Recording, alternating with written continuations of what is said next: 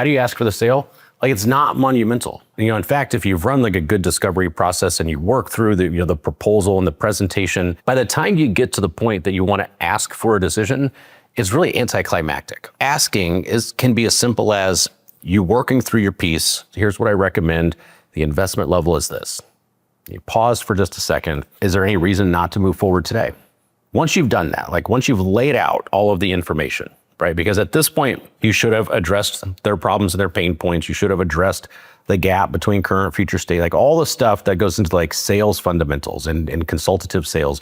When you've worked through your presentation, you've delivered all of your information. Now, what you need to do is start extracting information, right? Like you need to understand, where do you sit? Now that I've given this presentation and I've shown how we can solve your problems, and I've shown how we can help you achieve your goals, and I've shown how we're the better service provider, and I've done all these things, and I've given you the price, I've given you the plan, I've given you there's no more information for me to deliver. When you ask, you now go into closing mode. It is time to close the deal. And that simple ask, something as simple as, is there any reason not to move forward today?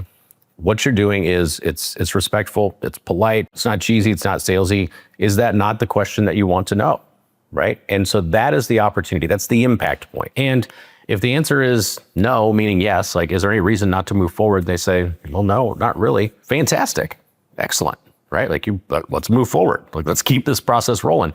If they say, yeah, I'm not ready yet, right? Or I'm not, whatever it is. Also, fantastic. Because now you're having a conversation about all of the roadblocks that are in between you and this closed deal, right? Those are the real objections. Those are the real questions. Those are the things that you need to resolve, that you need to answer, that you need to address in order for them to feel comfortable moving forward with you. So by asking that question, you give them the opportunity to express that. You force some clarity into this process.